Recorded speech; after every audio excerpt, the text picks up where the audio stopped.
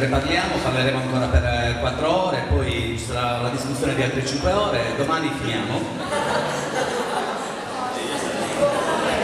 No, potete scrivere le domande, poi le leggeremo. Adesso do la parola a Carlo dell'ARC di Cagliari, gli farei ancora un applauso perché ha viaggiato tutta la notte.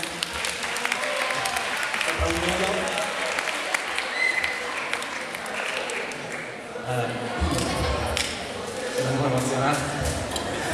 Allora, intanto ci sono due cose che devo dire. La prima cosa è che è una cosa sbagliata che io sapevo di qua. Non è vero che a Sassari fa freddo più di Cagliari. C'è caldo.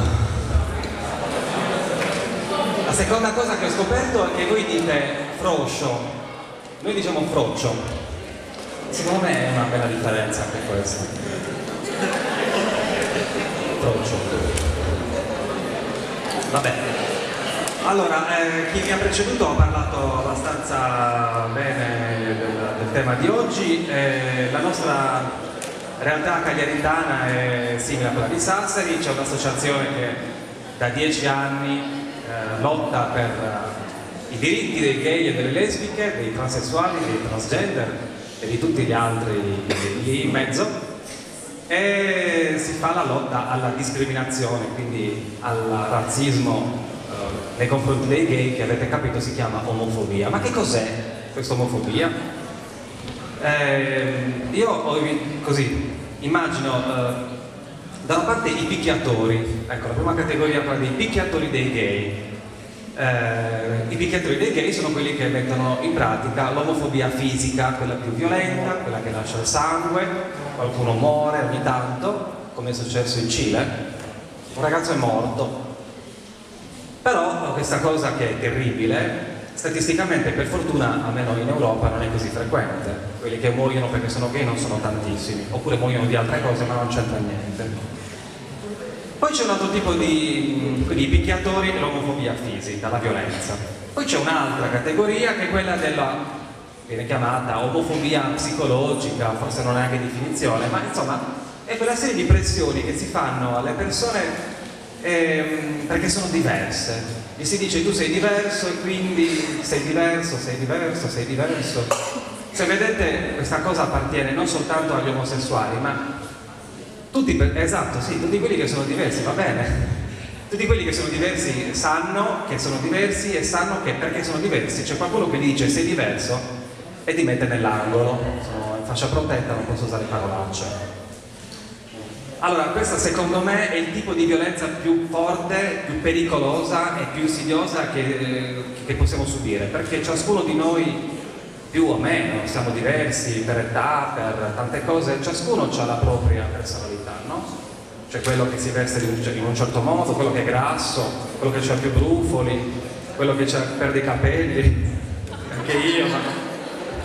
Insomma, ciascuno ha la sua diversità e purtroppo viviamo in un mondo in cui se uno è diverso c'è qualcuno che dice che è diverso e lo fa star male. Questa secondo me è il tipo di discriminazione più feroce, quella che fa soffrire di più. E poi è interessante un altro fenomeno, che è quello che è già stato in qualche modo, di cui si è già parlato, cioè l'omofobia interiorizzata.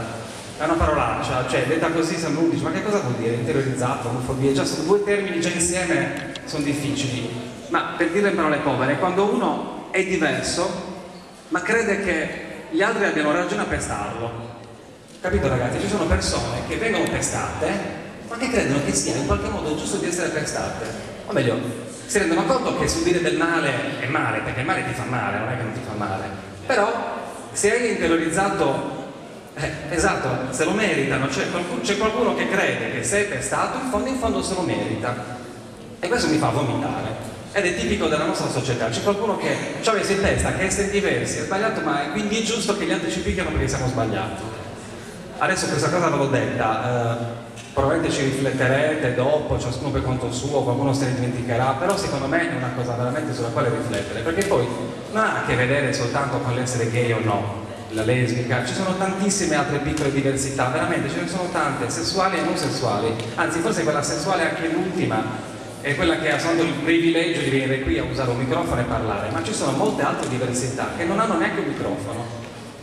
basta vedere, non so, quello che stanno subendo a Cagliari gli zingari. Sono 4 poveri, però sembra che siano il male del mondo. Ah, gli zingari cosa? Ti rubano un orologio, chi è che usa ancora l'orologio? Tu vedi che non ce l'hai più l'orologio. Insomma, il pregiudizio porta anche a questo. Poi ho altre cose da dire, questo è Azzuni, chi era Azzuni? Non fa niente, era uno scherzo. L'altra cosa che posso dirvi è questa, che per mettere un po' d'ordine in Italia, cosa si sta facendo per aiutare gli omosessuali diversi a essere tutelati dalla discriminazione? Niente.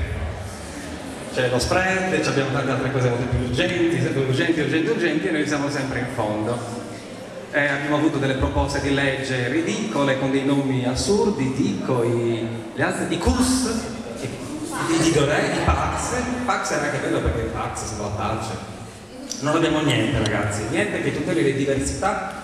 In campo civile si parla di voto normativo, nel senso che, voi lo scoprirete quando attraverserete la strada, andrete a giurisprudenza. Il voto normativo è quando manca una legge che dice se gli omosessuali possono sposarsi o no. In Italia niente.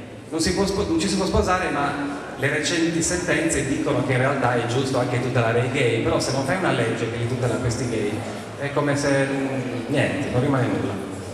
E mancano anche le tutele in campo penale, cioè una legge che dica al picchiatore, se hai picchiato il gay guarda che va in galera. Non ce l'abbiamo questa legge qua, cioè, quindi quasi quasi sembra che sia possibile picchiare i gay, poi magari scopri che picchiare è sbagliato in generale e vai in galera per un altro motivo, però a noi ci piacerebbe che non andassi in galera perché picchia il gay, come esiste il reato di razzismo, ma insomma queste le scoprirete quando attraverserete la strada e andrete a giurisprudenza. Basta, sa che però basta così, grazie.